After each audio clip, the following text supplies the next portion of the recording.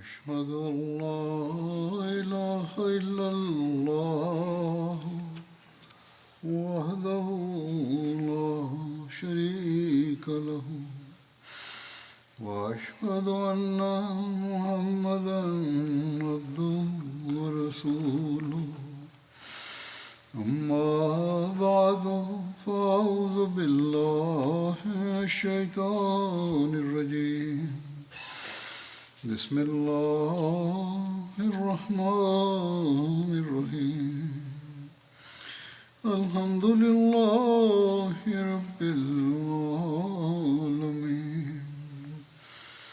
الرحمن الرحيم مالك يوم الدين إياك نعبد وإياك نستعين اهدنا الصراط المستقيم صراط الذين أنعمت عليهم غير المغضوب عليهم ولا الضالين.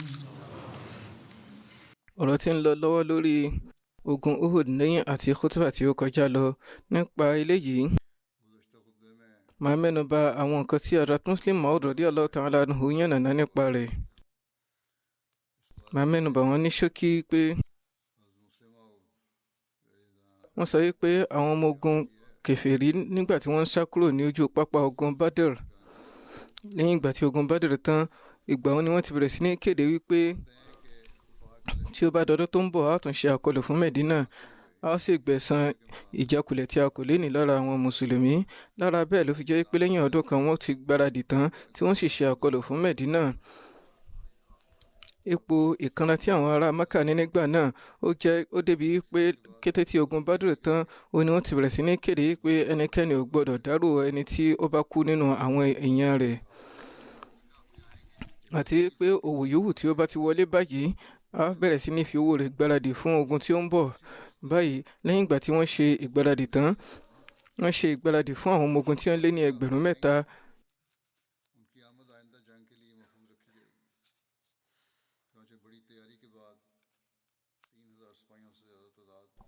Báyìí ni àwọn ọmọ ogun yìí ṣe àkọlù fún Medina lábẹ́ Abu Sufyan.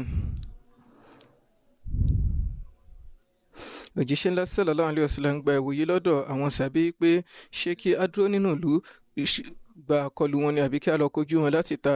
Ìwòye tí wọ́n ní ni wípé bí a bá dúró kí àwọn olódì kí wọ́n ṣe àkọlù yóò jẹ́ pé àwọn ni wọ́n ní ẹ̀bi rẹ̀ àti pé tìrọ̀nù ni àwọn mùsùlùmí yóò lè ṣe ìdáàbòbò láti inú ilé wọn. Ṣùgbọ́n àwọn mùsùlùmí tí wọ́n jẹ́ ọ̀dọ́ tí wọn ò ní àǹfààní láti kópa nínú ogun Badr tó sì jẹ́ pé ọkàn wọn kún fún wípé kí àwọn náà ní àǹfààní láti jẹ́rìí kú lójú ọ̀nà Ọlọ́run ọba. Báyìí ni wọ́n takú lórí pé èṣe tí wọ́n fẹ́ fi àǹfààní ìdùn àwọn. Lára bẹ́ẹ̀ òjíṣẹ́ ńlá sallallahu alaihi wasallam gba ìwòye wọn. Lẹ́yìn ìgbà tí wọ́n gba ìwòye yìí ní àsìkò tí wọ́n gba ìwòye yìí lọ́wọ́ wọ́n mẹ́nu bà àwọn àlá wọn kan. Wọ́n sọ wípé lójú àlá àwọn rí tí wọ́n ń dúnbù àwọn màálù kan, bẹ́ẹ̀ sì ni àwọn rí tí idà wọn dá, àwọn sì tó rí tí wọ́n ń dúnbù àwọn màálù. Báyìí àwọn tó rí wípé àwọn gbé ọwọ́ àwọn sí inú àhámọ́ra ogun tí ó dúró gbẹngbẹng. Àwọn sì tún ríra àwọn tí àwọn gun àgbò kan. Àwọn sàbẹ̀ wípé eré òjíṣẹ́ Ọlọ́run ọba sallallahu alayhi wa sallam ọ̀nà wo ni ẹ gbà tú àlá yìí. Òjíṣẹ́ ńlá sallallahu alayhi wa sallam dáhùn wípé ìtumọ̀ ìdúnbù màálù ni wípé nínú àwọn sàbẹ̀ mi kan àwọn kan yóò jẹ́rìí ikú. Ní tí idà dídá sì túmọ̀ sí òun ni wípé ìkànnà àwọn ènìyàn tí wọ́n jẹ́ ìkànnà àwọn tí wọ́n súnmọ́ mi wọn yóò jẹ́rìí ikú tàbí kó jẹ́ pé èmi fúnra mi máa kó ìnira lójú ogun yìí. Ìtumọ̀ wípé ní tí mo sì gbọ́yé nínú wípé bí mo ti gbọ́ lé àhámọ́ra ogun tí ó dúró gbọ̀ngbọ̀n yìí ni wípé ká dúró sí inú Medina ni ó dára àti wípé bí mo ṣe ń gun àgbò yìí nǹkan tí ó túmọ̀ sí ni wípé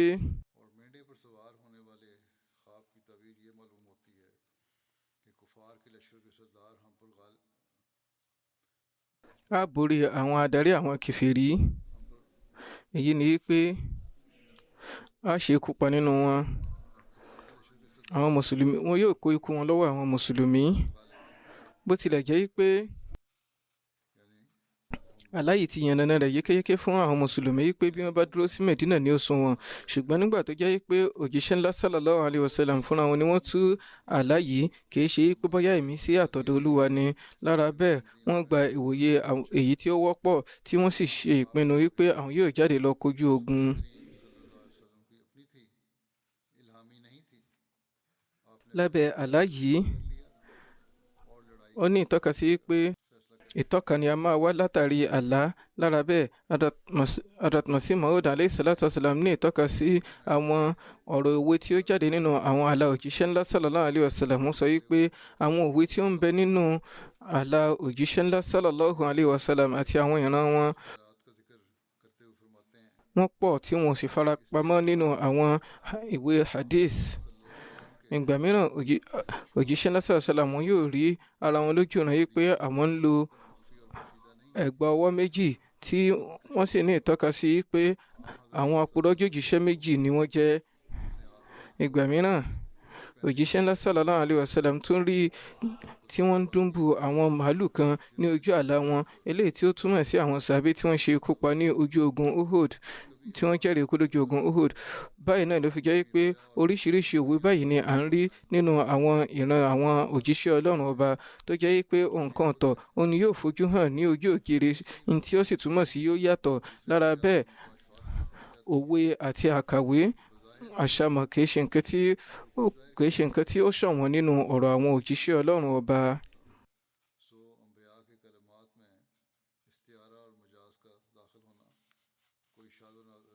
bó ti wù ú rí, nígbà tí wọ́n ṣe ìpinnu wípé àwọn yóò jáde lọ kojú ogun,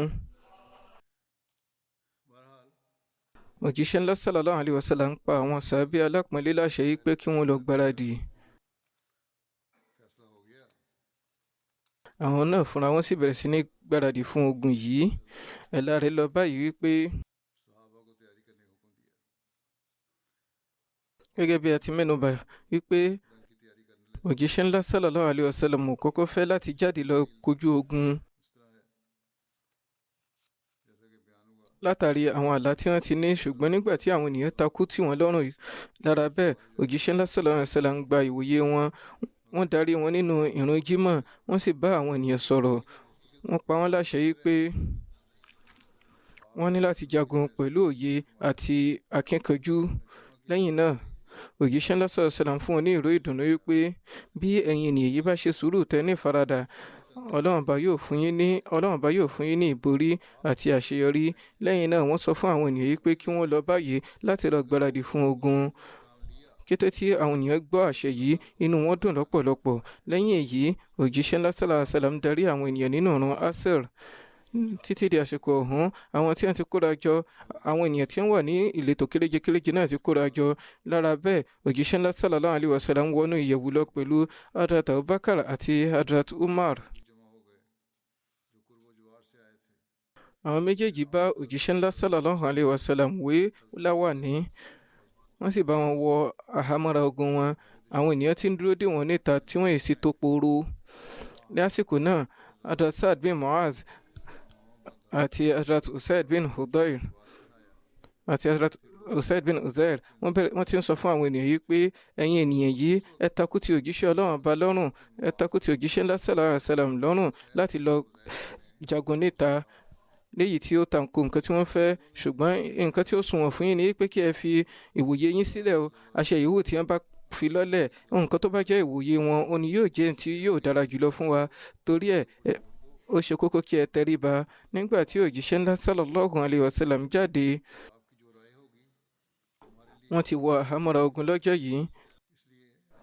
àhámọ́ra oníbejì ni wọ́n lò lọ́jọ́ náà, ìyẹn ni pé ìkan lórí ìkejì, ìyẹn ni Zatul Fudul àti àhámọ́ra Fiza. àhámọ́ra Zatul Fudul yìí ó ní àhámọ́ra tí Hazrat Saad bin Ubadah tà fún wọn nígbà tí wọ́n lọ sí ojú ogun Badr. eléyìí náà sì ni àhámọ́ra ogun ọ̀hún tó jẹ́ pé nígbà tí wọ́n papòdà nígbà tí wọ́n yóò fi papòdà wọ́n ti fi dógò lọ́dọ̀ yahudi kan. Lẹ́yìn náà Hazrat Abubakar wọ́n rí i pé àwọn ra àhámọ́ra ogun yìí padà, yẹn ni pé wọ́n fún lówó láti rí i pé wọ́n dá padà sọ́dọ̀ wọn. Òjíṣẹ́ ńlá sallallahu alaihi wasallam ti mú idà wọn dání tí pẹ̀lú apó náà. Nínú ẹgbàá mìíràn wọ́n sọ wípé wọ́n bọ́ sí orí ẹṣin tí ń jẹ́ Thaqab, wọ́n sì mú ọkọ̀ wọn, wọ́n mú ọrùn wọn àti ọkọ̀ wọn dání. Ní ṣókí ó ṣeéṣe kó jẹ́ pé méjèèjì náà ní nǹkan tí ó wáyé ní gẹ́gẹ́ bí àwọn oríṣiríṣi èèyàn ṣe rí tí ó ṣẹlẹ̀. Nígbà tí òjíṣẹ́ ńlá sallallahu alaihi wasallam jáde láti inú ilé wọn, wọ́n ti di àhámọ́ra ogun, wọ́n sì kó àwọn ohun ìjà ogun. Báyìí ni wọ́n ṣe fún wọn ní ìwòye pé Malik bin Amr Najari ti papòdà àti pé wọ́n ti ṣe ètò bí wọn yóò ṣe jànáza àwọn. Òjíṣẹ́ ńlá sallallahu alaihi wasallam kí jànáza àwọn kó tó di pé wọ́n jáde, kó tó di pé wọ́n gbéra. Nígbà ọ̀hún ó ní àwọn ènìyàn wọ́n lọ tọrọ lọ́dọ̀ wọn wípé èrè òjíṣẹ́ Ọlọ́run ọba, ohun kan tá a fẹ́ kọ́ ni wípé kí a tako ìwòye tí ó ń bẹ lọ́dọ̀ ti yín, àbí kí a ṣe nǹkan níkànpá fún yín. Dípò èyí, ohun yòówù tí ẹ bá rí pé ó sunwọ̀n fún wa, ó ní kí ẹ fún wa ní àṣẹ rẹ̀ láti tẹ̀lé. Nínú ẹgbàá mìíràn wọ́n sọ wípé tí ó bá jẹ́ pé ẹ ò fẹ́ kí ká jáde nílùú lọ jà ni, eléyìí náà dára fún wa. Wọ́n á sọ wípé eléyìí ò tọ́ fún òjíṣẹ́ Ọlọ́run ọba wípé lẹ́yìn ìgbà tí ó bá ti dẹ̀rọ ogun tán, á wá bọ́ àhámọ́ra ogun ọ̀hún títí tí yóò fi di pé Ọlọ́run ọba yóò ṣe ìpinnu láàrin òun àti àwọn ọ̀tá. Nínú ẹgbàá mìíràn ọ̀rọ̀ rẹ̀ ó lọ báyìí wípé títí tí yóò fi ja ogun. Nípa ìgbáradì òjíṣẹ́ ńlá sallallahu alaihi wasallam àti bí àwọn sàábé ti gbọ́ àgbọ́yé àṣìṣe wọn, Hazrat Mirza Bashir Ahmad Sahib wọ́n kọ báyìí wípé òjíṣẹ́ ńlá sallallahu alaihi wasallam wọ inú ìyẹ̀wù lọ níbi tí Hazrat Abubakar àti Hazrat Umar ti bá wọn wé láwàní tí wọ́n sì bá wọn wọ aṣọ. Lẹ́yìn náà wọ́n mú àwọn ìjagun wọn, wọ́n sì pe orúkọ Ọlọ́run ọba jáde. Ṣùgbọ́n láàrin àsìkò ọ̀hún, látàrí ọ̀rọ̀ ìyànjú tí àwọn sàbẹ̀ wí fún àwọn ọ̀dọ́ kọ̀ọ̀kan, fún àwọn ọ̀dọ́ tí wọ́n wà níbẹ̀, wọ́n ti gbọ́ àgbọ́yé yìí pé kò yẹ kí àwọn takú ti ìwòye àwọn ní òdì ti òjíṣẹ́ ńlá ti òjíṣẹ́ Ọlọ́run ọba sallallahu alaihi wasallam. Nígbà tí wọ́n gbọ́ àgbọ́yé eléyìí, oníkálukú wọn bẹ̀rẹ̀ sí ní kábàámọ̀. Nígbà tí wọ́n rí i pé òjíṣẹ́ ńlá sallallahu alaihi wasallam ti dira ogun tán, tí wọ́n sì wọ àhámọ́ra ogun pẹ̀lú kòtò ogun wọn náà pẹ̀lú. Ìgbà yìí àbámọ̀ wọn ti lékè, wọ́n wá bẹ̀rẹ̀ sí ní wí lóyún gbólóhùn kan yìí pé èrè òjíṣẹ́ Ọlọ́run ọba, àṣìṣe ni a ṣe yìí pé a fi pé atakú ti ìwòye wa lékè ìwòye ti yín. Ìhùn yòówù tí ẹ bá wòye pé ó sunwọ̀n fún wa náà ni kí ẹ pa wá ní àṣẹ. Inshallah inú rẹ̀ ni ìbùkún yóò wà fún wa. Òjíṣẹ́ ńlá sallallahu alaihi wasallam wípé eléyìí ó jẹ́ nǹkan tí ó jìnnà sí iyì ìjẹ́ òjíṣẹ́ Ọlọ́run bá yí pé kí ó ti dira ogun tó kó tó wá bọ́ra sílẹ̀ títí tí Ọlọ́run bá yóò fi ṣe ìpinnu. Torí náà ẹ mú orúkọ Ọlọ́run ọba kí ẹ sì tẹ̀síwájú. Bí ẹ bá ṣe sùúrù tí ẹ dúró ṣinṣin, ẹ máa mọ̀ dájú pé àránṣẹ́ Ọlọ́run ọba yóò máa wà pẹ̀lú yín.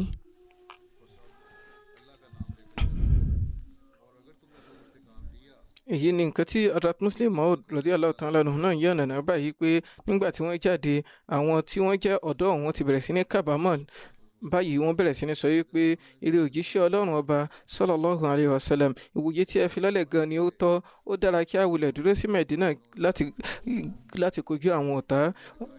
Wọ́n wá wí pé nígbà tí òjíṣẹ́ Ọlọ́run ọba tó bá ti dé àhámọ́ra ogun, kò ní bọ́ sílẹ̀.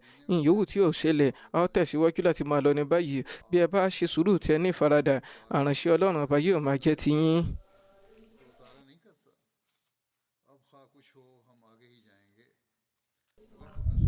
Ní ṣókí, àwọn ọmọ ogun mùsùlùmí gbáradì tán. Òjíṣẹ́ ńlá sallallahu alaihi wasallam jáde láàrin àwọn ọmọ ogun ẹgbẹ̀rún. Wọ́n fi Mẹ̀dínà sílẹ̀ láàrin àwọn ọmọ ogun ẹgbẹ̀rún. Ní àsìkò yìí, òjíṣẹ́ ńlá sallallahu alaihi wasallam ní ọkọ̀ mẹ́ta, eléyìí tí wọ́n fi de àsíá mẹ́ta. Wọ́n sì fún Usaid bin Hudayr ní àsíá àwọn Aus. Wọ́n fún Ubab bin Munzir ní àsíá àwọn Khazraj. Nínú ẹgbàá mìíràn, àwọn mìíràn sọ pé Saad bin Ubada ni wọ́n fún ní àsíá yìí. Wọ́n sì fún Hazrat Ali ní àsíá àwọn Muhajirin. Wọ́n wá yan Hazrat Ibn Maktum láti jẹ́ adelé tí yóò máa kírun fún àwọn ènìyàn ní Medina. lẹ́yìn èyí òjíṣẹ́ ńlá sallallahu alayhi wa sallam bọ́ sórí ẹṣin wọn eléyìí tí ó ń jẹ́ sakab. wọ́n fi ọ̀sán wọn kọ́rùn wọ́n sì mú ọ̀kọ̀ dání. ó wà nínú ẹgbàá yìí pé lójú ogun Uhud yìí ẹṣin méjì ni àwọn mùsùlùmí ní lọ́dọ̀. ìkànnì tí èyí tó wà lọ́dọ̀ òjíṣẹ́ ńlá sallallahu alayhi wa sallam tí ó ń jẹ́ sakab, tí ẹṣin kejì sì jẹ́ mùlábà tó wà lọ́dọ̀ Abu Barda. àwọn mùsùlùmí àwọn náà dira ogun wọn, 100 wọn wọ àhámọ́ra ogun. àwọn Saad méjì, ìyẹn Saad bin Mu'adh àti Saad bin Ubada, wọ́n bẹ̀rẹ̀ sí ní lọ níwájú wọn. àwọn méjèèjì wọ àhámọ́ra ogun. àwọn ènìyàn sì ń bẹ ní apá ọ̀tún àti apá òsì wọn. nígbà tí wọ́n dé ilẹ̀ Thaniya, wọ́n rí àwọn ọmọ ogun ńlá tí wọ́n dira. wọ́n wá bèrè sí pé àwọn wo làwọn eléyìí. àwọn sàbẹ̀ dáhùn yìí pé àwọn ènìyàn Abdullahi bin Ubay nínú àwọn Yahudi ni. wọ́n wá bèrè pé ṣé àwọn Yahudi ti gba Islam níbí. wọ́n dáhùn pé ó tì ó. òjíṣẹ́ ńlá sọ pé a ò ní gba ìránṣẹ́ àwọn aláìgbàgbọ́ tako àwọn abọ̀rìṣà. lórí èyí Hazrat Mirza Bashir Ahmad náà kọ àkọsílẹ̀ yìí pé lẹ́yìn ìgbà tí òjíṣẹ́ ńlá sallallahu alayhi wa sallam pàṣẹ fún àwọn ọmọ ogun mùsùlùmí láti ṣe ètò àsíá mẹ́ta, wọ́n fún Usaid bin Udair ní àsíá àwọn Aus, wọ́n sì fún Ubay bin Munzir ní àsíá àwọn Khazraj, tí wọ́n sì fún Hazrat Ali ní àsíá àwọn Muhajirin. lẹ́yìn náà wọ́n padà fún Hazrat Musa bin Umair ní àsíá yìí. wọ́n á yan Abdullahi bin Maktum láti jẹ́ adarí ìrun ní Medina. báyìí nígbà tí wọ́n kírun asri tán, ó ní wọ́n jáde pẹ̀lú àwọn ọmọ ogun nínú àwọn sàbẹ̀, àwọn olóyè, àwọn ìkànnì àwọn Aus àti Khazraj, Saad bin Mu'adh àti Saad bin Ubada. wọ́n lọ níwájú wọn kíkankíkan, tí àwọn sàbẹ̀ yòókù sì wà lápá ọ̀tún àti apá òsì wọn. nígbà tí òjíṣẹ́ ńlá sallallahu alaihi wasallam ń gbéra, wọ́n tẹ̀síwájú nírìn àjò tí wọ́n fi lọ pàgọ́ sí Sheikhan yìí jẹ́ òkè méjì ní èbúté Medina. ibẹ̀ ni wọ́n ti ṣe àyẹ̀wò tí wọ́n sì sọ pé kí àwọn tí wọ́n wòye pé wọn ò tí ì pé ọmọ ọdún 15 kí wọ́n padà sílé, àbí àwọn tí wọ́n sì jẹ́ bí ọmọ ọdún 14. Imam Shafi ní tọ́ka sí wípé àwọn 17 ni àwọn ọmọ ọdún 14 tí òjíṣẹ́ ńlá sallallahu alaihi wasallam dá padà. nígbà tí wọ́n sì kó àwọn ọmọ ọdún 15 síwájú wọn, òjíṣẹ́ ńlá sallallahu alaihi wasallam fún wọn ní yọ̀ǹda.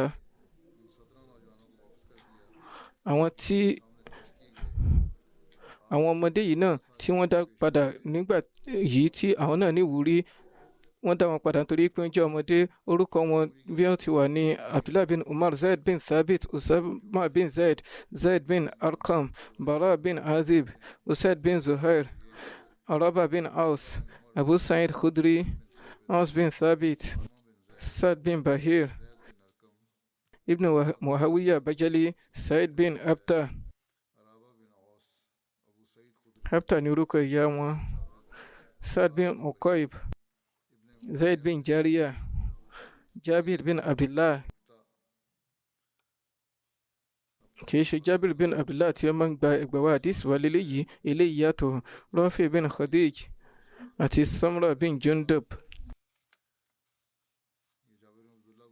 nípa Rafi bin Khadij, wọ́n wí fún òjíṣẹ́ ńlá sallallahu alaihi wasallam wípé ó dára nínú ọfà títa. báyìí ni wọ́n ṣe fún un níyọ̀ǹda. wọ́n ti kọ́kọ́ ní kóun náà padà, ṣùgbọ́n nígbà tí wọ́n sọ fún yín pé ó jẹ́ ẹni tó dáńtọ́ nínú ọfà títa, wọ́n fún un níyọ̀ǹda.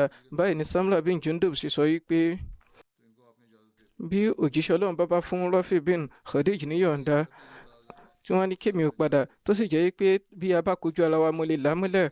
ọ̀rọ̀ yìí dé etí gbọ́ òjíṣẹ́ ńlá sallallahu alaihi wasallam. báyìí ni wọ́n pe àwọn méjèèjì yìí pé kí wọ́n fìjà pẹ́ẹ́ta. nínú eléyìí Samra la Rafi mọ́lẹ̀. báyìí ni òjíṣẹ́ ńlá sallallahu alaihi wasallam fún òun náà níyọ̀ǹda. ẹgbàá ẹ̀ tó tẹ̀síwájú pé nígbà tí òjíṣẹ́ ńlá sallallahu alaihi wasallam tí wọ́n ṣetán tó di pé ọjọ́ bẹ̀rẹ̀ sí ní rọ̀, Hazrat Bilal wọ́n pe ìrun Maghrib. òjíṣẹ́ ńlá sallallahu alaihi wasallam sì darí àwọn èèyàn ní ìrun. lẹ́yìn náà wọ́n pe ìrun Ìṣá. òjíṣẹ́ ńlá sallallahu alaihi wasallam darí àwọn èèyàn ní ìrun. wọ́n sì lo òru ọjọ́ yìí ní Sheikhain. wọ́n á yan Maslama láti jẹ́ aṣojú láti ṣe ètò ìṣọ́de ní alẹ́ yìí. Ó bẹ̀rẹ̀ sí ní ṣe ètò ìṣọ́de pẹ̀lú àwọn ènìyàn 50. Òjíṣẹ́ náà sàlám sọ yìí pé talẹ́ni náà tí yóò dìde tí yóò lajú sílẹ̀ láti ṣe ìdáàbòbò ní òru yìí fún wa, ìyẹn tí yóò ṣe olùdáàbòbò àwọn ọmọ ogun lápapọ̀ àti ti òjíṣẹ́ ńlá sallallahu alaihi wasallam. Báyìí ni Zakwan bin Abdulqais ṣe dìde. Ohun tí òjíṣẹ́ ńlá sallallahu alaihi wasallam nítọ́ka sí ni pé ta ni ẹni tí yóò súnmọ́ jùlọ láti ṣe ètò ìdáàbòbò. Zakwan bin Abdulqais dìde, ó wọ àhámọ́ra ogun rẹ̀ tí ó sì mú àpò rẹ̀ náà pẹ̀lú. Ó bẹ̀rẹ̀ sí ní ṣe ìṣọ́de fún òjíṣẹ́ ńlá sallallahu alaihi wasallam, kò sì fi ọ̀dọ̀ wọn sílẹ̀ fún ìṣẹ́jú àyà kan bí tí wò ó mọ́. Òjíṣẹ́ ńlá sallallahu alaihi wasallam tẹ̀síwájú láti rẹjú títí di àsìkò àfẹ̀mọ́jú. Ẹgbàá wà yìí pé nígbà tí ó di àárọ̀, òjíṣẹ́ ńlá sallallahu alaihi wasallam sọ wípé mo rí ní ojú àlá tí àwọn màláíkà tí wọ́n ń wẹ̀ fún Hazrat Hamza.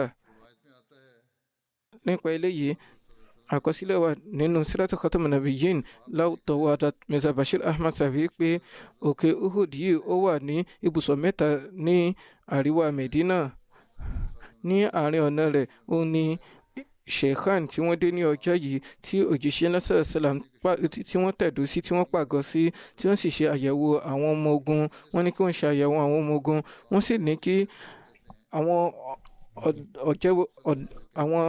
ọ̀jẹ̀wẹ́wẹ́ tí wọ́n fẹ́ láti kópa nínú ogun yìí wọ́n dá wọn padà. Abdullah bin Umar, Usama bin Zaid àti Abu Sa'id Khudri, gbogbo wọn ni wọ́n dá padà. Rafi bin Khadij náà wà náà àwọn tí wọ́n jẹ́ ọmọdé yìí, ṣùgbọ́n ó jẹ́ni tí ó dáńtọ́ lójú nínú ọfà títa. Látàrí pé ó dáńtọ́ yìí, òun ni òjíṣẹ́ lásà ní bàbá rẹ̀ ṣe tọrọ ìyọ̀ǹda lọ́dọ̀ òjíṣẹ́ lásà sàlám pé kí wọ́n fún un ní àǹfààní láti kópa nínú ogun yìí. Kété tí òjíṣẹ́ lásà sàlám tí wọ́n rí Rafi, wọ́n rí tí ó dúró lẹ́ni tí ó ṣìn gbọ̀nlẹ̀, tí ó dúró gbọ̀ngbọ̀n lẹ́ni tí ó tó fún ogun jíjà.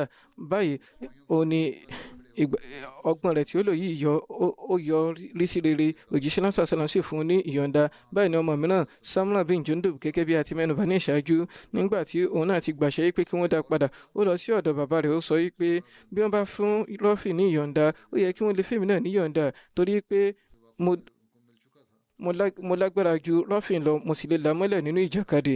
Kété tí bàbá gbọ́ eléyìí, inú wọn dùn lọ́pọ̀lọpọ̀. Wọ́n sì mú lọ sí ọ̀dọ̀ òjíṣẹ́ ńlá sallallahu alaihi wasallam. Wọ́n yànnàná ìwúrí ọmọ wọn yìí. Òjíṣẹ́ ńlá sallallahu alaihi wasallam rẹ́rìn músẹ́. Wọ́n sọ pé ó dára, ẹ jẹ́ kí Rafi àti Samra kojú ara wọn nínú ìjàkadì ká lè mẹ́ni tí ó lágbára jù. Báyìí wọ́n kojú ara wọn. Bẹ́ẹ̀ sì ni ó wáyé pé Samra ó la Rafi mọ́lẹ̀ nínú ìjàkadì yìí. Lára bẹ́ẹ̀, òjíṣẹ́ ńlá sallallahu alaihi wasallam fún Samra náà ní ìyọ̀ǹda láti lọ pẹ̀lú wọn. Inú ọ̀dọ́mọdé yìí sì dùn lọ́pọ̀lọpọ̀ fún ìyọ̀ǹda yìí. Nígbà tó jẹ́ pé ọjọ́ ti rọ̀,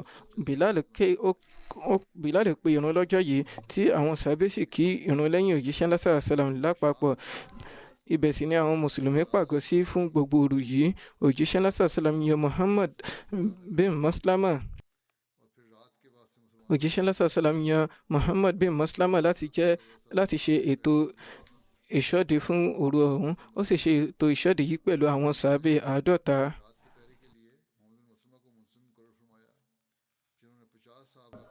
Abdullah bin Ubay bin Salul náà wà nínú àwọn tí wọ́n jáde tẹ́lẹ̀, ṣùgbọ́n ó darí lọ́nà. Ẹ̀là rẹ̀ ó lọ báyìí pé nígbà tí ó di àfẹ̀mọ́jú, òjíṣẹ́ ńlá sallallahu alaihi wasallam wọ́n ṣe ìpinnu láti kúrò ní Sheikhan, tí wọ́n sì dé ilẹ̀ Short tó wà láàrin Medina àti Uhud. Ibẹ̀ ni àsìkò òrùn bá wọn, wọ́n sì kí ìrun fájìrì níbẹ̀. Short jẹ́ àyè kan, ìpẹ̀tẹ́lẹ̀ kan láàrin Kana àti Medina. Ní àyè yìí ó ní Abdullah bin Ubay bin Salul wọ́n fi òjíṣẹ́ náà sallallahu alaihi wasallam sílẹ̀ pẹ̀lú àwọn ẹmẹ̀wà rẹ̀.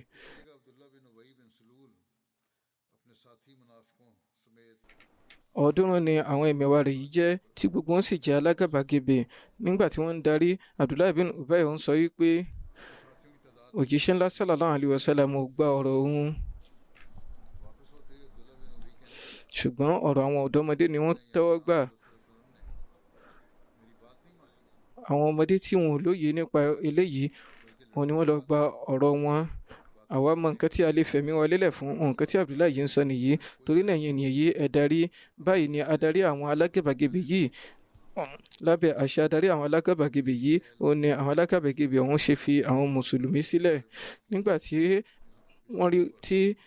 wọ́n lọ, bàbá Hazrat Jabir tí ṣe Abdullahi bin Amr tọpa wọn lọ.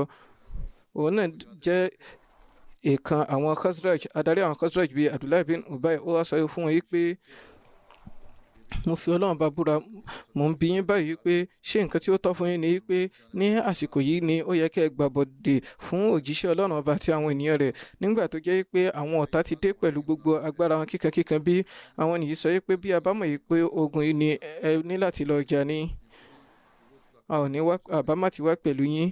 Àwa wò yìí pé bóyá kò tiẹ̀ ní ogun òun ò ní wáyé ni. Báyìí ni wọ́n ṣe kéde yékéyéké pé àwọn ń darí, bó tilẹ̀ jẹ́ pé wọ́n ti gbáradì fún ogun náà ní ṣáájú. Lórí èyí, Hazrat Abdullahi bin Amr sọ pé ẹ̀yin ọ̀tá Ọlọ́run bá yóò kó ìparun bò yín. Láìpẹ́ láì jìnnà Ọlọ́run bá yóò dóòlà òjíṣẹ́ Ọlọ́run bá lọ́wọ́ yín. Nínú ẹgbàá mìíràn, wọ́n lọ báyìí, Alama ibn Jawzi ni ó kọ nípa eléyìí wípé nígbà tí àwọn Banu Salama àti Banu Harisa tí wọ́n rí tí Abdullahi bin Ubay tí ó gbàbọ̀dì báyìí, àwọn náà bá ṣe ìpinnu wípé àwọn náà ò darí. Àwọn ìran méjèèjì ni wọ́n wà ní apá ọ̀tún àtòsí àwọn ọmọ ogun, ṣùgbọ́n Ọlọ́run bá dóòlà wọn. Ó dóòlà àwọn ikọ̀ méjèèjì nínú ẹ̀ṣẹ̀ yìí tí wọ́n sì fi òpin sí ìpinnu àti darí. Báyìí Ọlọ́run bá fi ìmísí ìlọ́lẹ̀ nípa wọn wípé idh hammat ta'ifatani minkum an tafshala wallahu waliyuhuma wa 'ala Allahi falyatawakkalil mu'minun.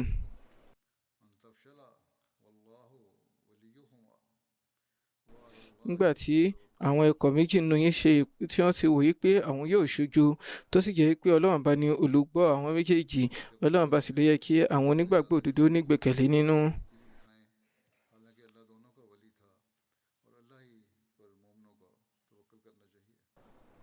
Lẹ́yìn ìgbàbọ̀dé Abdullahi bin Ubay àti àwọn ènìyàn ọ̀dúnrún rẹ̀ yìí, àwọn tí wọ́n wà pẹ̀lú òjíṣẹ́ náà sàṣàlà wọn kù 700. Bí Abdullahi bin Ubay ṣe ń lọ, wọ́n ní àwọn sáré bẹ̀rẹ̀ sí ní béèrè lọ́dọ̀ òjíṣẹ́ náà sàṣàlà wípé eré òjíṣẹ́ Ọlọ́run bá, ṣé kí a má ṣe gba àránṣẹ́ lọ́dọ̀ àwọn ènìyàn wa nínú àwọn Yahudi má bí níbí? Àwọn tó ní ìtọ́kasí ni àwọn Yahudi tí wọ́n wà ní inú Medina. Ó sì jẹ́ pé àwọn Banu Qurayza ni wọ́n ní ìtọ́kasí, torí pé àwọn èèyàn yìí jẹ́ àwọn ènìyàn Hazrat Sa'd bin Mu'adh. Wọ́n jẹ́ àwọn olóró Hazrat Sa'd bin Mu'adh, tí Hazrat Sa'd bin Mu'adh sì jẹ́ adarí àwọn ìran Aus. Àwọn kan sọ nípa Hazrat Sa'd bin Mu'adh yìí pé ipò rẹ̀ láàrin àwọn Ansar ó dà gẹ́gẹ́ bí ipò Hazrat Abubakar láàrin àwọn Muhajirin ni. Ní ṣókí lórí ìbéèrè yìí, òjíṣẹ́ ńlá sallallahu alaihi wasallam kò dá wọn lóhùn wípé a ò nílò àránṣẹ́ wọn. Hazrat Mirza Bashir Ahmad Sahib náà kọ nípa rẹ̀ wípé ní ọjọ́ kejì eléyìí tí í ṣe ọjọ́ 15 Shawwal ọdún kẹta Hijira, eléyìí tí í ṣe ọjọ́ 21 oṣù kẹta ọdún 624, ní ọjọ́ àbámẹ́ta ni àwọn mùsùlùmí yìí tẹ̀síwájú. Láàárọ̀ kùtùkùtù wọ́n sì dé ibi etí òkè Uhud. Lóyún àsìkò bẹ̀, ní àsìkò ọ̀hún ó ní Abdullahi bin Ubay bin Salul tí í ṣe adarí àwọn alágàbàgebè. Ó gbàbọ̀dé láàyè yìí tí ó sì darí pẹ̀lú àwọn ènìyàn 300 tí wọ́n wí pé Muhammad sallallahu alaihi wasallam gba ọ̀rọ̀ mi. Ó wá lọ ń gba ọ̀rọ̀ àwọn ọmọdé tí wọn ò lóye. Ìyẹn ló ṣe jáde láti lọ jà, torí ẹ̀ mi ò lè jà pẹ̀lú rẹ̀. Àwọn ènìyàn ṣe ìgbìyànjú láti bá a sọ̀rọ̀ kí ó lè gbọ́ àgbọ́yé. Wọ́n fún ní ìṣítí pé kò dára fún láti gbàbọ̀dé báyìí, ṣùgbọ́n ní ṣe ni ó dàbí pé ìbáṣe pé ogun ni ìbá kópa nínú rẹ̀, ṣùgbọ́n eléyìí ṣe ogun. Èèyàn lọ ń kóra rẹ̀ sínú ìparun. Ìní eléyìí jẹ́ ní àsìkò náà 700 ni àwọn mùsùlùmí tí wọ́n ṣẹ́kù láti lọ dojúkọ àwọn tí wọ́n jẹ́ 1000 àwọn Quraishi, torí náà wọn ò tiẹ̀ tó ìlàrin wọn mọ́. Àti pé nínú àwọn ohun èròjà tí wọ́n kó dání, àwọn ọmọ ogun mùsùlùmí wọ́n kéré jọjọ, wọn ò jámọ́ kankan níwájú àwọn ọmọ ogun Quraishi yìí, torí pé 100 péré nínú àwọn mùsùlùmí ni wọ́n wọ àhámọ́ra ogun tí wọ́n sì jẹ́ pé ẹṣin 2 ni wọ́n ní. Ṣùgbọ́n àwọn kèfèrí yìí wọ́n ní àwọn 700 nínú wọn ni wọ́n wọ àhámọ́ra ogun. Wọ́n ní ẹṣin 200 pẹ̀lú ràkúnmí 1000. Nínú ipò líle tó hàn lára àwọn mùsùlùmí yìí, ìgbàbọ̀dé Abdullah bin Ubair pẹ̀lú àwọn èèyàn ọ̀dọ́rùn rẹ̀, wọ́n bẹ̀rẹ̀ sí ní dá ìpayín keke àti wàhálà sẹ́mi àwọn mùsùlùmí kan tí wọ́n lẹ̀, wọ́n sì bẹ̀rẹ̀ sí ní sọ ìgboyà wọn nù. èyí ni nǹkan tó wà níbàámu pẹ̀lú ohun tí Al-Qur'ani tọ́ka sí nípa ipò ìpayín keke yìí tí ó mú kí àwọn ìran mùsùlùmí méjì Banu Harisa àti Banu Salama wọ́n bẹ̀rẹ̀ sí ní ṣe ìpinnu wípé àwọn náà darí sí Medina, ṣùgbọ́n nítorí pé ìmọ́lẹ̀ ìgbàgbọ́ ń bẹ lọ́kàn wọn, wọ́n ríra wọn gbámúṣé tó ń ti bí ohun gbogbo ti fojú hàn tí wọ́n sì tún rí ikú níwájú wọn, síbẹ̀ náà wọn ò fi ẹ̀gbẹ́ ẹni tí í ṣe ọ̀gá wọn sílẹ̀. Hazrat Muslim Maud yànnàná báyìí pé òjíṣẹ́ ńlá sàlám jáde ní Medina pẹ̀lú àwọn ọmọ ogun 1000 kan. Nígbà tí wọ́n sì ṣe ìrìn àjò fúngbà díẹ̀, wọ́n pàgọ́ sí àyè kan. Èyí tí ó ti jọ nínú àṣà wọn ni wípé wọ́n máa ń fẹ́ kí àwọn ọmọ ogun wọn kí wọ́n kọ́ ní àǹfààní àti sinmi kó tó di pé wọn yóò kojú àwọn ọ̀tá, kí wọ́n lè bá ṣe gbogbo ìgbáradì àwọn nǹkan tí wọ́n bá nílò. Nígbà tí wọ́n dìde ní àsìkò ìrun àfẹ̀mọ́jú, ìgbà wọn ni wọ́n rí pé àwọn Yahudi kan náà ti dé pẹ̀lú àwọn ènìyàn lábẹ́ àwáwí pé àwọn ní májẹ̀mú pẹ̀lú àwọn ènìyàn kan, nítorí pé òjíṣẹ́ ńlá sì ti mọ̀ nípa àwọn ète àwọn Yahudi yìí. Òjíṣẹ́ ńlá ní kí wọ́n dá wọn padà. Lórí èyí, Abdullah bin Ubay bin Salul tí í ṣe adarí àwọn alágàbàgebè, òun náà mú àwọn 300 ènìyàn rẹ̀ báyìí. Wọ́n lọ wọ́n á sọ yìí pé eléyìí ṣe ogun mọ́, èèyàn kan kóra rẹ̀ sínú ìparun eléyìí. Èyí jẹ́ àwáwí kan tí Abdullah bin Ubay tí ó ń fi lọ́lẹ̀ pé ó yẹ kí wọ́n jẹ́ kí àwọn Yahudi kí wọ́n darapọ̀ mọ́ wọn, torí pé àwọn lọ kó ìparun nìyí. Nígbà tí wọ́n bá dá àwọn tí wọ́n jẹ́ alárànṣe dúró, àbáyọrí rẹ̀ òun wà ní pé àwọn 700 ni ó ṣẹ́kù lọ́dọ̀ àwọn mùsùlùmí, tó jẹ́ pé òdiwọ̀n wọn ó kéré ní ìlàrin àwọn kèfèrí tí wọn ò sì tún wá ní nǹkan ìjà púpọ̀, nítorí pé àwọn kèfèrí jẹ́ 700 tí wọ́n de àhámọ́ra ogun tí àwọn mùsùlùmí sì jẹ́ 100. Àwọn kèfèrí yìí ní 200 ẹṣin, ṣùgbọ́n ẹṣin 2 péré ló wà lọ́dọ̀ àwọn mùsùlùmí. Lára báyìí, nígbà tí òjíṣẹ́ ńlá sallallahu alaihi wasallam tí wọ́n dé ilẹ̀ wọn Banu Harisa, ẹṣin kan náà àwọn sàbẹ̀ fi irú rẹ̀ eléyìí tí ó bá ibi idà rẹ̀. Báyìí ni ó wòye pé ewu leléyìí tí ó fa idà rẹ̀ yọ. Ẹlẹ́gbàá wa sọ pé òjíṣẹ́ ńlá sallallahu alaihi wasallam tó jẹ́ pé ìgbà gbogbo ìrètí rere ni àwọn máa ń ní, wọ́n sì kọ èròkérò. Báyìí wọ́n sọ fún yín pé wọ́n sọ fẹ́ni tí ó ní idà ọ̀hún wípé kí ó fi idà rẹ̀ sínú àpò, nítorí pé mo mọ̀ wípé láìní tàbí ṣùgbọ́n wọn yóò fa idà yọ lọ́jọ́ tèní. Lẹ́yìn náà, òjíṣẹ́ ńlá sallallahu alaihi wasallam bá àwọn sàbí sọ̀rọ̀ wípé talẹ́ni náà tí yóò lè mú wa gba ọ̀nà Àbújá dé tòsí àwọn ọ̀tá. Èyí ni wípé ọ̀nà ibi tí àwọn èèyàn fi bẹ́ẹ̀ máa gbà. Lórí èyí, Hazrat Abu Khaisama sọ wípé ilé òjíṣẹ́ Ọlọ́run bá máa mú yín lọ. Ibn Sa'd àti àwọn mìíràn sọ wípé Abu Khaisama ní orúkọ rẹ̀. Ní ṣókí, ó mú wọn gba ọ̀nà àwọn Banu Harisa tí ó sì mú wọn gba bí oko wọn kọjá ibi poroko wọn títí tí wọ́n fi dé ibi etí òkè Uhud. Ibẹ̀ ni wọ́n pàgọ́ sí. Wọ́n pàgọ́ ní ọ̀nà tó jẹ́ wípé òkè Uhud ń bẹ lẹ́yìn wọn tí Medina sì ń bẹ ní iwájú wọn. Ní àyè yìí ni òjíṣẹ́ ńlá sallallahu alaihi wasallam ti bá àwọn mùsùlùmí sọ̀rọ̀. Àwọn mùsùlùmí tó poro ní iwájú òkè Uhud ní ọjọ́ àbámẹ́ta yìí, nígbà tí àsìkò ìrun fájìrì tó, àwọn mùsùlùmí ti ń rí àwọn abọ̀rìṣà níwájú wọn. Níbẹ̀, Hazrat Bilal pé ìrun, wọ́n sì ṣe ìkọ́mọ̀. Òjíṣẹ́ ńlá sallallahu alaihi wasallam sì darí àwọn mùsùlùmí nínú ìrun òwúrọ̀ kùtùkùtù. Muhammad bin Umar Aslami ní àlàyé pé òjíṣẹ́ ńlá sallallahu alaihi wasallam dìde, wọ́n sọ wípé wọ́n ṣe ìwàásù fún àwọn ènìyàn báyìí pé ẹ̀yin ènìyàn, mò ń gbà yín níyànjú lórí nǹkan tí Ọlọ́run bá ti fún mi ní àṣẹ rẹ̀ nínú ìwé rẹ̀. Ó ní pé kí ẹ tẹríba fún ìlànà rẹ̀, kí ẹ sì yẹra fún gbogbo nǹkan tí ó bá kọ̀. Ní ọjọ́ ìní, ẹ ti wà ní iwájú ládá àti ẹ̀san. Ẹni tí ó bá rántí eléyìí kó mọ̀ pé òun ní láti ní sùúrù àti àmọ̀dájú pẹ̀lú ìfọ̀kànbalẹ̀ tí ó dúró gbingbin. Bẹ́ẹ̀ ni wàá ní láti ṣe sùúrù. Bí ẹ bá fẹ́ jèrè eléyìí, ẹ ní láti ní ìgbàmọ́ra, nítorí pé láti kojú ọ̀tá ó jẹ́ nǹkan tí ó ṣòro. Ó ṣọ̀wọ́n èèyàn tí ó lè gba eléyìí mọ́ra yàtọ̀ sí àwọn tí Ọlọ́run bá tọ́ sọ́nà, nítorí pé Ọlọ́run bá máa wà pẹ̀lú àwọn tí wọ́n bá jẹ́ olùtẹríba nígbà gbogbo, tí Ṣẹ̀tánì sì máa ń bẹ pẹ̀lú àwọn tí wọ́n bá jẹ́ lórí kókó sí Ọlọ́run ọba. Torí náà, ẹ ṣe sùúrù ní ojú ogun. kí ẹ sì wá ojúrere Ọlọ́run ọba. Ìwọ ni nǹkan tí mo bá ti pa fún yín láṣẹ, ìwọ ni ó jẹ́ fún yín, nítorí pé mo jẹ́ ẹni tí ó ní ìwúrí rere nípa ìtọ́sọ́nà yín. Láì ní tàbí ṣùgbọ́n, èdè àìyedè ó jẹ́ àmì ipò lílẹ̀. Ọlọ́run ọba ò sì nífẹ̀ẹ́ rẹ̀. Kò yẹ kí èdè àìyedè wà láàrin yín. Ọlọ́run ọba sì fún àwọn ẹni bẹ́ẹ̀ láṣeyọrí. Ẹ̀yin ará, a ti fi sí mi lórí ẹ̀mí wípé ẹnikẹ́ni tó bá ń jìn sọ́fìn ohun tí ò lẹ́tọ̀ọ́, Ọlọ́run ọba yóò pààlà láàrin òun àti rẹ̀. Ọlọ́run ọba ò nífẹ̀ẹ́ ẹnikẹ́ni tí ó bá ń hùwà, tí ó bá ń ṣe nǹkan tí ò lẹ́tọ̀ọ́. Ẹnikẹ́ni tí ó bá yẹra fún nǹkan tí ò lẹ́tọ̀ọ́ nítorí Ọlọ́run ọba yóò ṣàforíjì fún. Ẹnikẹ́ni tó bá ṣàsàlátù fún mi lẹ́ẹ̀kan, Ọlọ́run ọba àtàwọn màláíkà yóò ṣe àánú rẹ̀ ní ìlọ́po 10. Ẹni tó bá ṣe dáadáa sí mùsùlùmí kan àbí kèfèrí kan yóò rí ẹ̀san rẹ̀ lọ́dọ̀ Ọlọ́run ọba. Yóò jèrè nílé ayé ń bí, yóò sì tún rí ẹ̀san ní ọjọ́ ìgbéǹde. Ẹni tó bá nígbàgbọ́ nínú Ọlọ́run ọba àti ọjọ́ ìgbéǹde, ọ̀ranyàn ni jímọ̀ jẹ́ fún, yàtọ̀ sí tó bá jẹ́ ọmọdé, obìnrin àbí ẹrú. Ẹnikẹ́ni tí ó bá sì yẹra fún eléyìí, Ọlọ́run ọba yóò yẹra fún un. Ní ṣókí, wọ́n mẹ́nu bà àwọn ọ̀rọ̀ ìyànjú wọn, bóyá wọ́n ń wòye sí nípa ti àlá tí wọ́n ti ní. Báyìí wọ́n bẹ̀rẹ̀ sí ní ṣe ètò gbogbo bí àwọn mùsùlùmí ṣe ní láti ṣe ètò ìgbésí ayé wọn. Báyìí wọ́n tẹ̀síwájú wípé ọba tó tó tán tí ó ní gbogbo ẹ̀yìn ni Ọlọ́run ọba. Mo sì ń pa yín ní àṣẹ àwọn nǹkan tí yóò mú yín súnmọ́ Ọlọ́run ọba. Mo ti fún yín ní àwọn ìṣítí yìí, àwọn nǹkan tí mo sì mọ̀ wípé ó lè mú yín súnmọ́ Jahannama. Mo ti kìlọ̀ fún yín nípa wọn.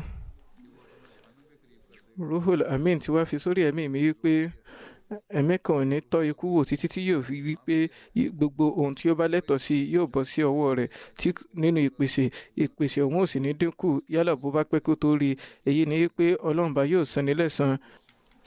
Ìpèsè lápapọ̀ nílé yìí ní tọ́ka sí. Torí náà, ẹ páyà Olúwa yín, ẹ sì jẹ́ oníwọ̀ntúnwọ̀nsì nínú ìtọ́pa ohun ìní yín, ohun ìpèsè yín, kí ẹ lè rí èrè pẹ̀lú ìbùkún látọ̀dọ̀ Ọlọ́run ọba. Kó má jẹ́ wípé ẹ ó fi ìpọ́njú wa. Ẹ hu ìwà rere, ẹ ṣe ẹ̀tọ́ ìlànà tí ó tọ́ láti rí ìpèsè tí ó tọ́ láti ọ̀dọ̀ Ọlọ́run. Torí pé nǹkan tí ó ń bẹ lọ́dọ̀ Ọlọ́run ọba pẹ̀lú ìtẹríba lèèyàn ṣe lè jèrè rẹ̀. Ọlọ́run bá ti yànnàná tí ó tọ́ àti tí ó tọ́ fún yín. Ṣùgbọ́n láàrin méjèèjì yìí ni oríṣiríṣi nǹkan tí ó rújú wà tí ọ̀pọ̀lọpọ̀ àwọn ènìyàn mọ̀. Ṣùgbọ́n ẹni tí Ọlọ́run bá ti dáàbò bò yóò mọ̀ nípa rẹ̀. Fún ìdí èyí, ẹni tí ó bá yẹra fún wọn yóò jẹ́ ẹni tí ó dáàbò bo iyì àti ẹ̀sìn rẹ̀. Ẹni tí ó bá jìn sọ́fìn wọn, èyí ni pé tó jìn sọ́fìn àwọn nǹkan tí ò tọ́, á dàbí adaranjẹ tó ti dé tòsí ibi tí ó jẹ́ èèwọ̀ láti daranjẹ sí, tó sì kú díẹ̀ láti wọnú rẹ̀, torí pé gbogbo ọba ló níbi èèwọ̀. Ẹ tẹ́tí gbọ́. Àwọn nǹkan tí Ọlọ́run bá kọ̀, òun ni ibi ìdaranjẹ tí ó jẹ́ ibi ẹ̀kọ́ látọ̀dọ̀ Ọlọ́run ọba. Torí náà, ẹ yẹra fún wọn. Onígbàgbọ́ láàrin àwọn onígbàgbọ́ yòókù ó dà gẹ́gẹ́ bí orí lára ara ni. Nígbà tí ìnira bá ń bẹ lórí, gbogbo ara ni yóò máa ní ìnira yìí. Ìbáṣe pé àwọn mùsùlùmí rántí àwọn ọ̀rọ̀ yìí ni, ọ̀tá kankan kò ní lè gbójú wo ọ̀dọ̀ wọn. Ara Khalifatul Masih Ìkíní ṣe àlàyé pé ní ojú ogun Uhud, àwọn ọ̀tá rìn láti Mecca. Àwọn ọ̀tá ṣe ìrìn àjò láti Mecca lọ Medina ní ọjọ́ ogun Uhud. Àwọn ohun ìjà tí Abu Sufyan ti kó wá láti Syria, léyìí tí ó mú òjíṣẹ́ náà sàlám jáde fún Badr níjọ́ kínní, léyìí tí wọ́n fi rí àìgbàgbọ́ lẹ́yìn. Àwọn ohun ìjà ọ̀hún gan náà ni wọ́n wá ti kó jọ báyìí láti tó dojú kọ àwọn mùsùlùmí. Ẹsẹ̀ Al-Qur'ani yìí ní ìtọ́ka sí èyí àti bí àtàwọn tí wọ́n ní àti àwọn tó náwó nípa rẹ̀. Wípé innal ladhina kafaru yunfiquna amwalahum liyasuddu an sabilillahi fasayunfiqunaha thumma takunu alayhim hasratan. Ní ojú ogun yìí, àwọn Bani Tahama àti àwọn Bani Kinana náà kópa pẹ̀lú àwọn Quraishi. 3,000 ni òǹkà àwọn kèfèrí tí oníkálukú wọn dira ogun. 700 nínú wọn òun ni ó ti di àhámọ́ra ogun lórí ẹṣin. Oníkálukú wọn sì mú oníkálukú wọn ti kún fún ìkórìíra láti gbẹ̀san lára àwọn mùsùlùmí ní kíákíá. Tìkanra yìí ni wọ́n ṣe ń lọ pẹ̀lú àwọn èèyàn ìletò kéréje tí wọ́n ti darapọ̀ mọ́ wọn lábẹ́ Abu Sufyan. Wọ́n gba àríwá ìwọ̀ oòrùn Medina. Wọ́n sì báyìí ni wọ́n ṣe gba ibi àárín pẹ̀tẹ́lẹ̀ tó wà láàrin Uhud sí Medina. Nígbà tí wọ́n ṣe bẹ̀ ní ibi ìdó wọn, àwọn kèfèrí yìí wọ́n bẹ̀rẹ̀ sí ní ba oko àwọn ará Medina jẹ́. Eléyìí bí àwọn sàbí inú lọ́pọ̀lọpọ̀ tí ń ṣiṣẹ́ tán láti gba ẹ̀san lára wọn. Wọ́n bẹ̀rẹ̀ sí ní tọrọ lọ́dọ̀ òjíṣẹ́ ńlá sallallahu alaihi wasallam pé kí wọ́n fún wọn ní ìyọ̀ǹda láti dáàbò bo ibẹ̀. Òjíṣẹ́ ńlá sallallahu alaihi wasallam mú àwọn ẹgbẹ̀rún ènìyàn jáde láti Medina. Abdullah bin Ubay tó jẹ́ ìkànnà àwọn olóyè Medina tí ó ń fira rẹ̀ hàn wípé òun jẹ́ ìkànnà àwọn mùsùlùmí tẹ́lẹ̀ ní àsìkò tí ogun fẹ́ bẹ̀rẹ̀, ó ní ó yẹra pẹ̀lú àwọn ènìyàn rẹ̀ ọ̀ọ́dúnrún, eléyìí tó jẹ́ kí àwọn mùsùlùmí kí wọ́n dínkù láti 1000 kan sí 500. Láàrin gbogbo wọn yìí ẹṣin méjì péré ni wọ́n ní, ṣùgbọ́n àwọn akọni yìí wọ́n dúró pẹ̀lú ìgboyà tí wọ́n sì gba ibi àwọn ọgbà dàbínù kọjá títí tí wọ́n fi dé ibi òkè Uhud. Àwọn mùsùlùmí wọ́n pàgọ́ síbẹ̀ fún gbogbo òru. Wọ́n kí ìrun fajr ní àárọ̀ ọjọ́ kejì, wọ́n sì bọ́ sí ojú pápá. Ìyẹn ni pé lẹ́yìn èyí ni ogun bẹ̀rẹ̀. Àlàyé rẹ̀ yóò wáyé ní ọjọ́ iwájú inshallah. Ẹ tẹ̀síwájú, mo ń sọ fún yín kí ẹ máa ṣe àdúrà fún àwọn ará Palestine. Ní ọjọ́ tí ó ré kọjá lọ yìí, lẹ́yìn ìgbà tí wọ́n ti dẹ́kun ogun fúngbà díẹ̀, gẹ́gẹ́ bí àǹtí níwòye rẹ̀, nǹkan tí à ń níwòye sí náà ni ó tún ti bẹ̀rẹ̀. Báyìí làwọn ìjọba Israeli tó tẹ̀síwájú láti máa ṣe àkọlù ní kíkankíkan fún ilẹ̀ Gaza, tí wọ́n ń ṣe àkọlù léraléra, tí wọ́n sì ń ṣe ikú pa àwọn ọmọ tí wọ́n lẹ́sẹ̀ lọ́rùn.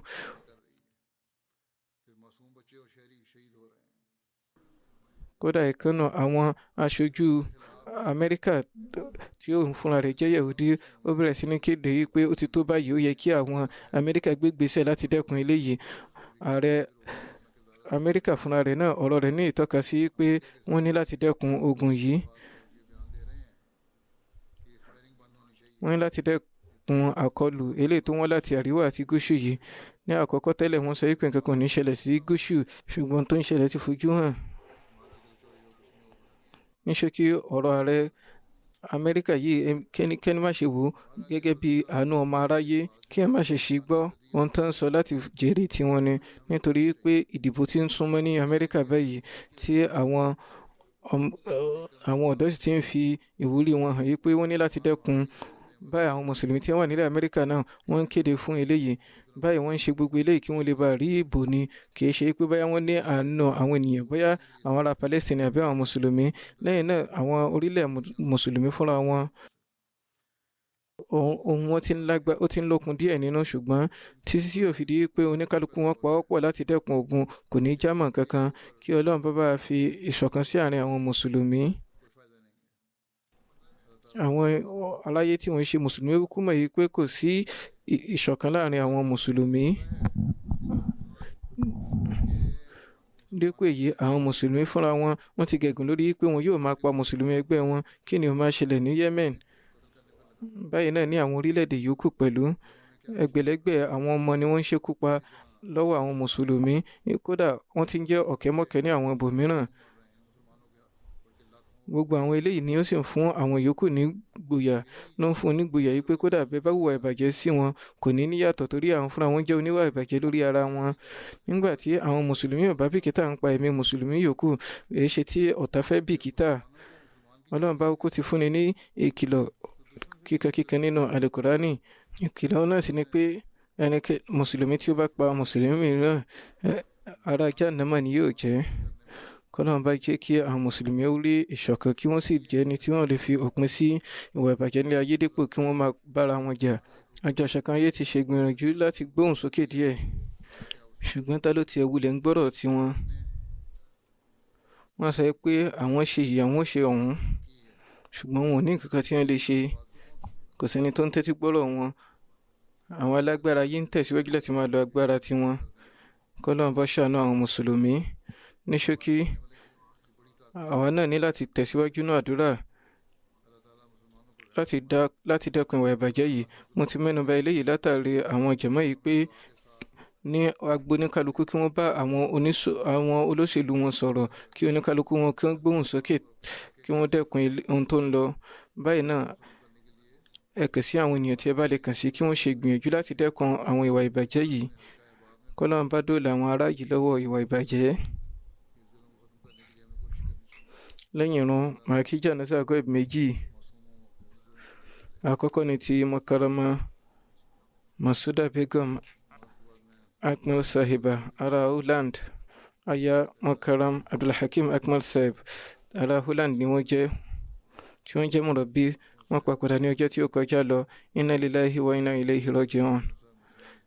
Bàbá ìyá wọn Mia Abdulsamad Sahib àti bàbá ìyá wọn Mia Fatuddin Sahib Shekwan ará Qadian.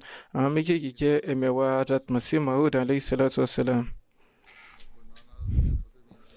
Fúngbà pípẹ́ ni olóògbé ti wà pẹ̀lú ọkọ wọn ní Holland láti farajì fẹ́sìn.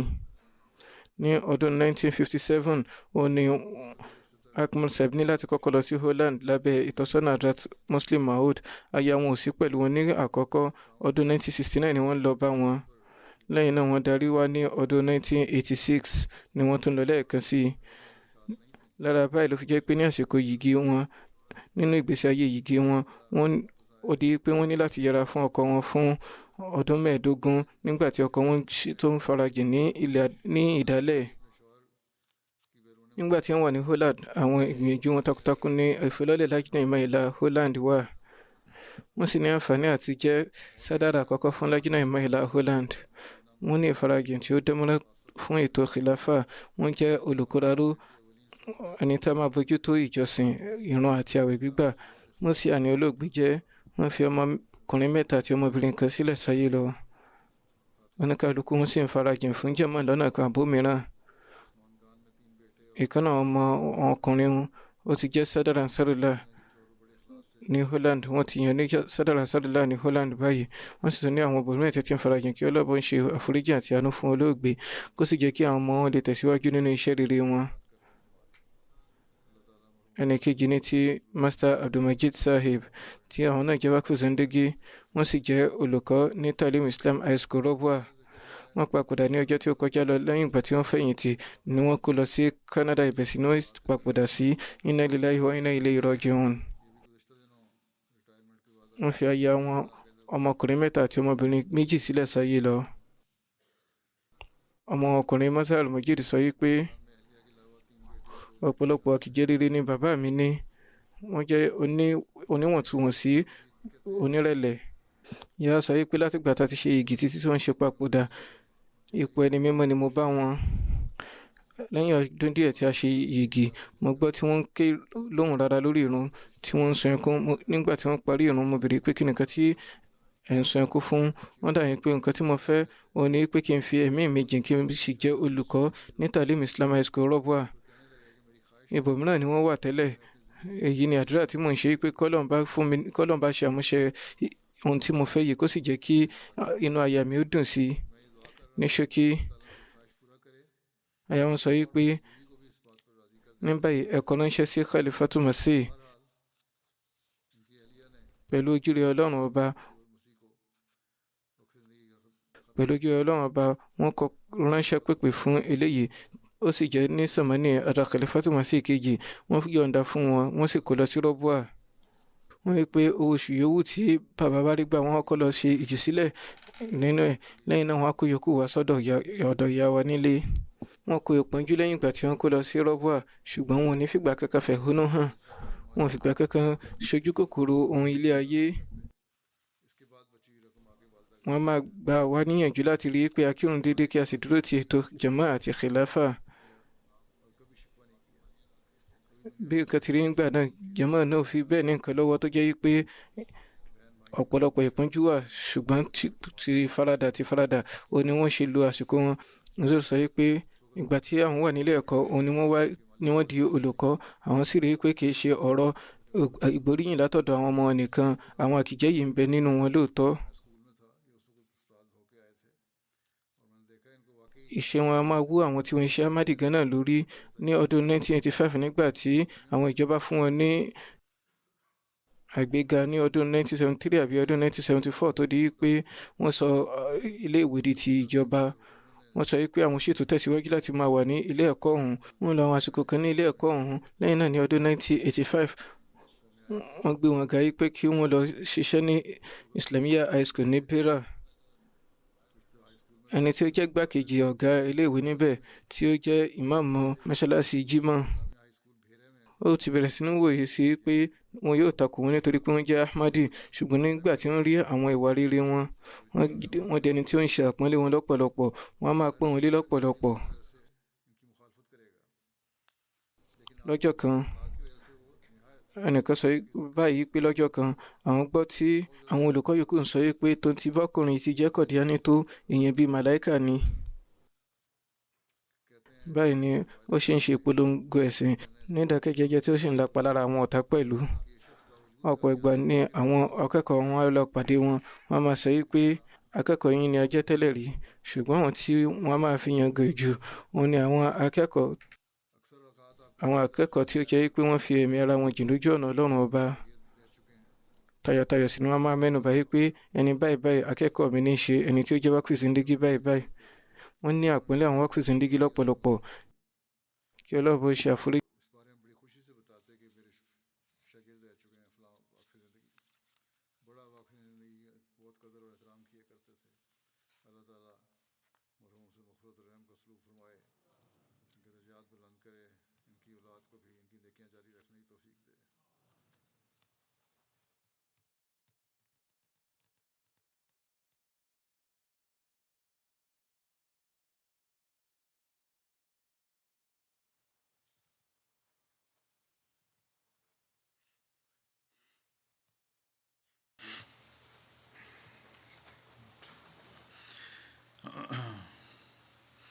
الحمد لله نحمده ونستعينه ونستغفره ونؤمن به ونتوكل عليه ونعوذ بالله من شرور أنفسنا ومن سيئات أعمالنا. من يهده الله فلا مضل له ومن يضلل فلا هادي له ونشهد أن لا إله إلا الله ونشهد أن محمدا عبده ورسوله. عباد الله رحمكم الله، إن الله يأمر بالعدل والإحسان وإيتاء ذي القربى وينهى عن الفحشاء والمنكر والبغي يعظكم لعلكم تذكرون. اذكروا الله يذكركم وادعوه يستجب لكم ولذكر الله أكبر.